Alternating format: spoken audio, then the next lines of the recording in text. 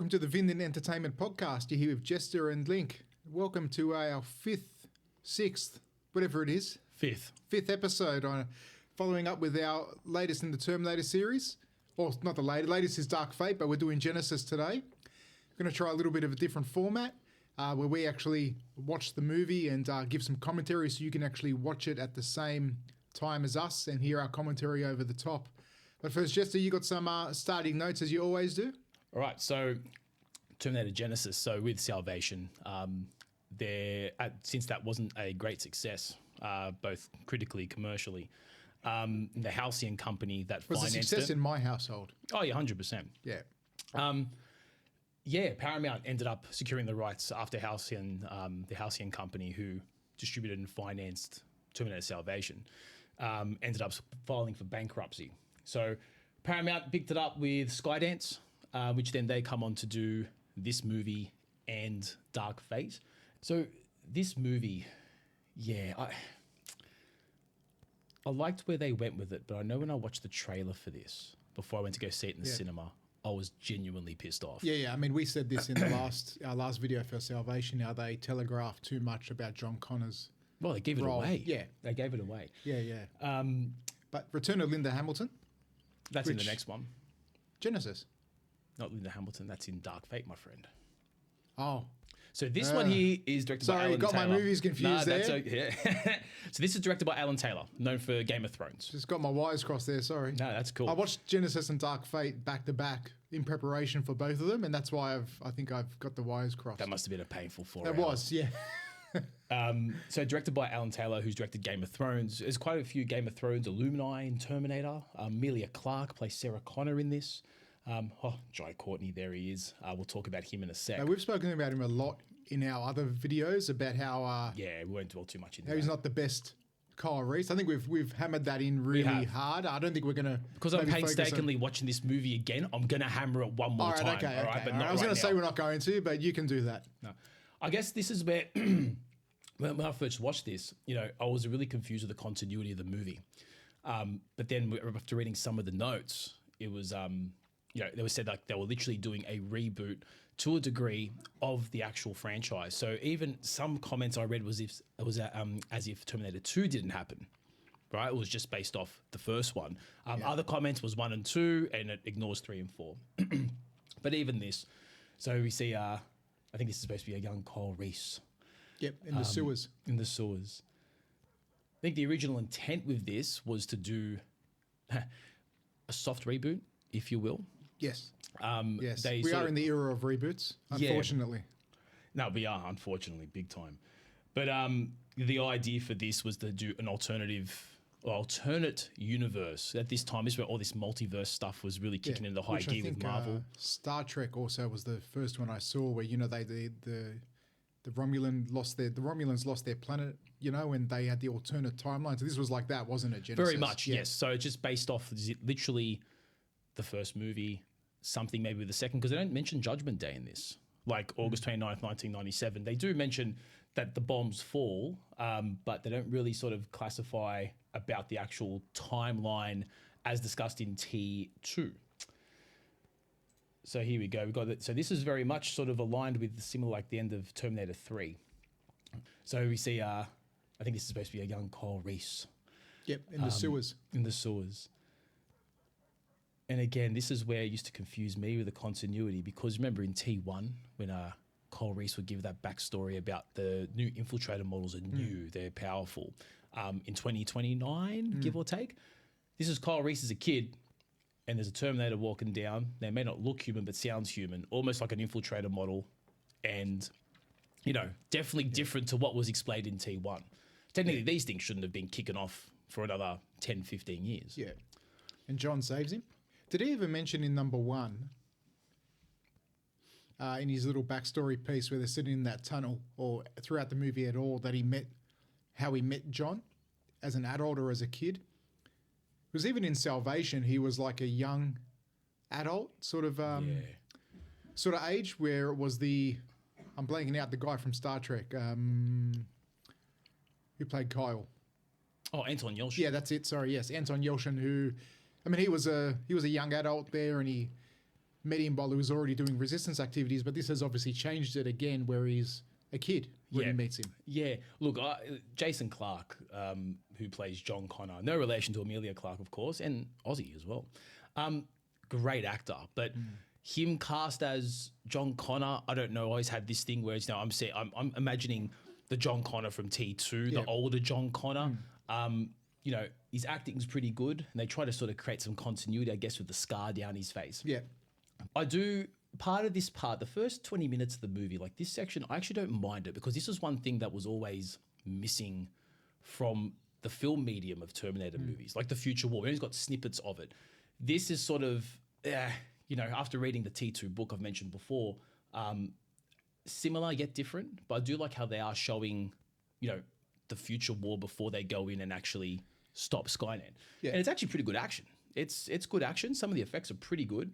I just find the fact that Cole Reese again just totally miscast in this film. Yeah, totally miscast. I won't dwell on it too much, but I can't help it. He also doesn't look weathered. I think we said this before as well. He doesn't look as weathered as Michael Biehn did in number 1. No, where you could see like he had the 1,000-yard stare sort of thing. Bro, he had like PTSD. He was freaking out. He was worse for wear. Everything when he lands in T1, he gets up, he's looking up at the sky and stuff to see is there any HKs and shit. Like he was a very fucked up human soldier going back in time to fight a war. This guy looks like he just got out of, going to World's Gym, doing a gym session, having a sauna. Now, I don't mind that they've sort of leveled up or changed the bad guy in being John. How you went from, it's a Terminator to you got your T-1000. Then you had, in Terminator Salvation, you had Marcus, where he was meant to be used by Skynet as an infiltration model without him knowing it, where he appears human.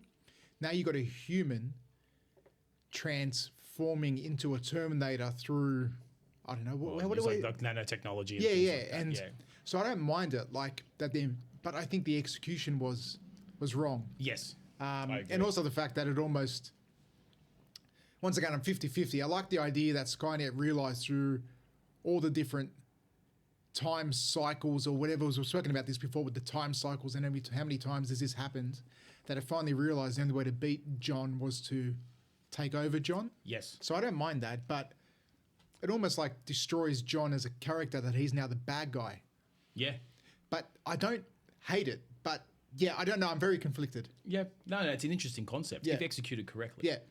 Which it wasn't. No, definitely not. One thing I like is in this Terminator 2, there's no real person who has to be protected per se.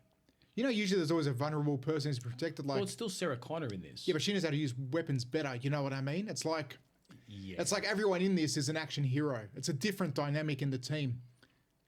Yeah, no, it is. It is. Yeah. So I don't mind that angle either. Like they're a team of fully capable action heroes in their own right, and there's no vulnerable person where you're like, like John in number 2, where it's like he stay under this pile of bulletproof vests or something. There's no one like that. It's like everyone can use a gun, everyone's capable, But you're right, at the same time, your Kyle and your Sarah do have to be protected and can't be killed because otherwise it will affect the timeline and the continuity. The movie's built off 2 encounters. This is the end of sort of your first encounter. Your second starts when John comes into it as the bad guy. Well, now this part again, always, again, it's just, I think it's just a bit of poor writing. So as we progress, you find they take the CPU out of the 84 Arnold and they use it to power up a room where they've got a time displacement set up. Yeah, I don't like that. And this is okay, right. So why go forward? We're going to be talking about, so Sarah wants to take the team back to August 29th, 1997 to stop Judgment Day. Yeah. But obviously they decide, Cole's like, no, I've seen images and there's that whole thing about the hand in a straight line and just running in a straight line. My dad used to do that to me. How do you know that? And they decide to go to 2017. But part of me thinks though, it's like, okay, why didn't you? So wait, so that means, okay, I'm going to sound really confusing now, so I apologize in advance. So they go from 1984 to 2017. Yes. Even if they go to 1997. Yes. They don't have sex in 1984. Therefore, John Connor is not born. I never thought of that. That's a good pickup. Does that make sense? Is that am I? No, am you I are right on point with that? Is that a thing? because therefore, even if they did do that in 2017, John would still be too young to prevent Yes. Judgment Day or Or have any effect in the fight war. up against the machines. Yeah, that's right. right? That's what I mean. So Yeah. who would be the savior in John's place? But are they? Wait, hold on. But are they assuming that because he said the Genesis thing is 2017, that by jumping ahead in time, John doesn't need to exist if they stop Genesis? That's correct. But what happens if they don't stop Genesis? Then it's game over. But man, then game over. that's a split timeline. If they don't stop Genesis, but wouldn't they be alive to fight against what comes out? So they're the saviors now. Yeah, that makes sense. I don't know if it does. I don't think the writers thought about this too much. So my other question is, if he had been taken over, he has to go through the TD. I'm assuming all the soldiers there who were sitting in the room, he killed them all. Yeah, well, I think they show a flashback scene later on. When there is a flashback later on when John's explaining about what happened to him, and you see like back at where the TDE is in the future, everyone's like dead. So then who sent and John back the Connor's other like being Terminators? merged. I think Matt Smith, like Skynet, killed everyone in that room. So then, but then who sent back the Terminator with the gargoyle glasses to save Sarah when she was a kid? Oh shit! There you go. Yeah. See again. So take back what I said about that. Then I don't know unless that was done in the reality before Matt Smith. I don't know. I'm confused. I think the writer. Do you reckon they didn't have an answer and they were just going to maybe see what someone comes up with for the next one? I think they were going to do like a bastardized version of like the Star Wars like sequel trilogy, right? Where they have a rough outline, but I think in this case there was no outline, and the idea was that they do one movie, see how it goes, and then write the second one, Right. and just build on that. Yeah, and the Emperor was going to come back for movie number 3. Hmm? And the Emperor was going to come back for the third movie. What a joke. Somehow the Emperor returned. No fucking shit, he's there. That's one thing we don't get out of Jai Courtney is the emotional Michael Biehn. Oh no, you get very wooden acting. It's very Keanu Reeves Point Break. Yes. Although I like Or Joy Point Break. Mnemonic. Yeah. I like both those movies. They're fantastic Yeah. films. Yeah, but it was very wooden. Very It was. wooden. Yeah, very wooden. Yeah, it just doesn't sell it to me. Yeah. You know I like Jai Courtney in Spartacus, the first season.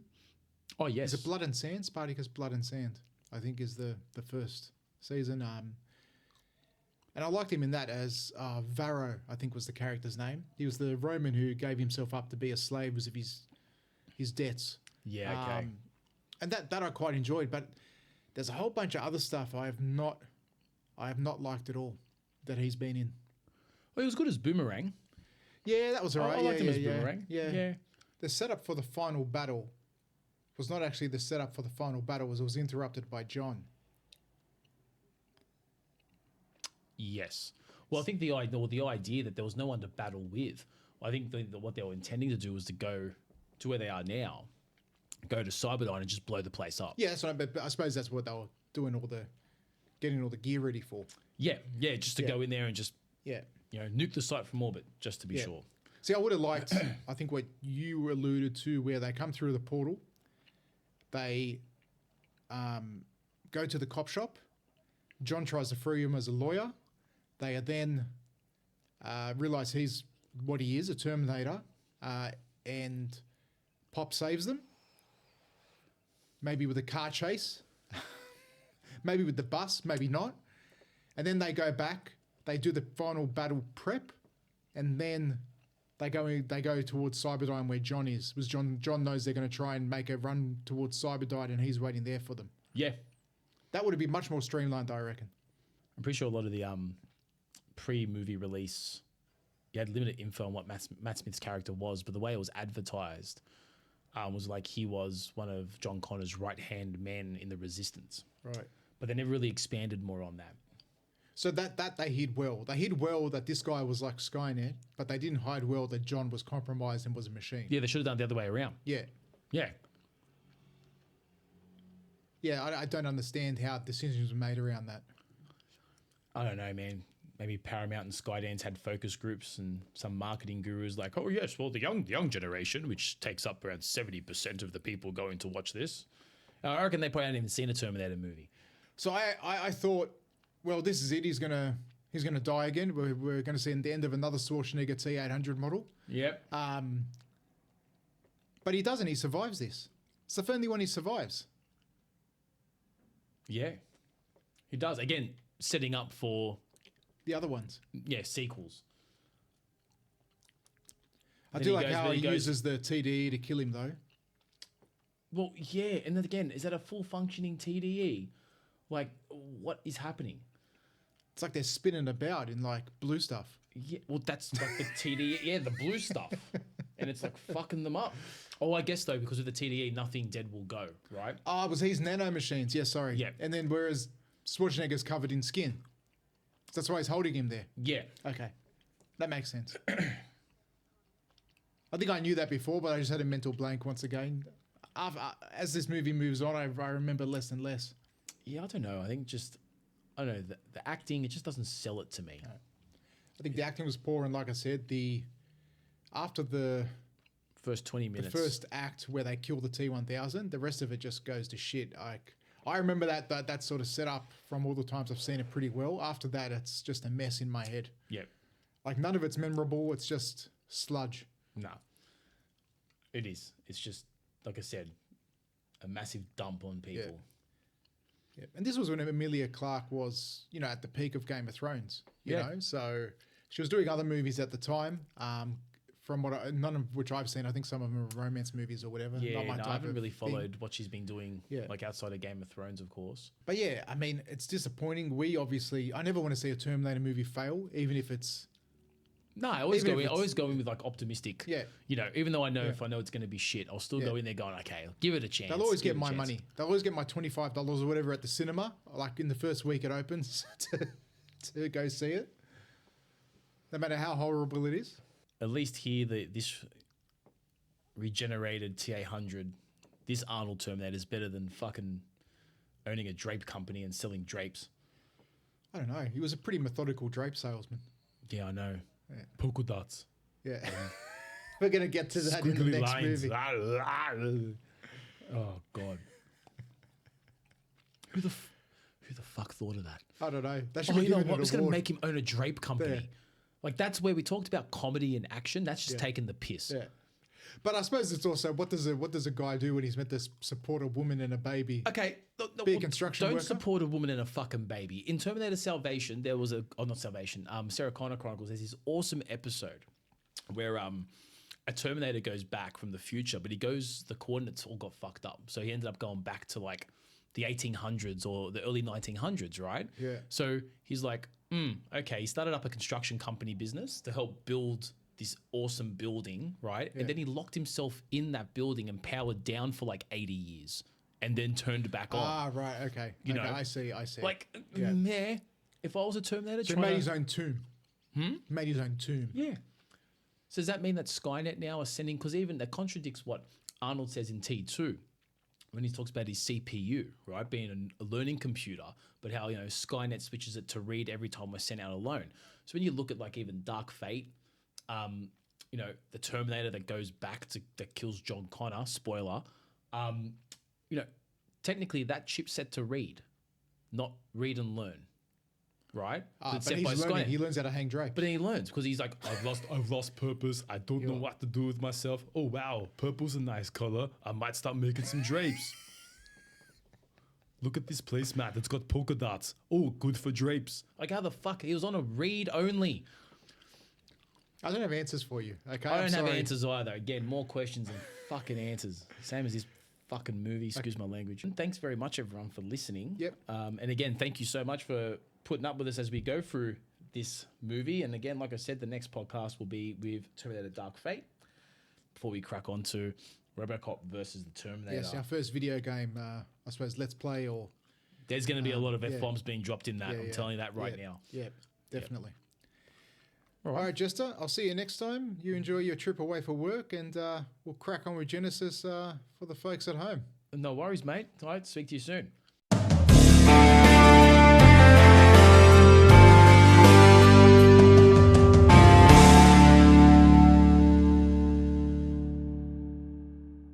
Listen over here.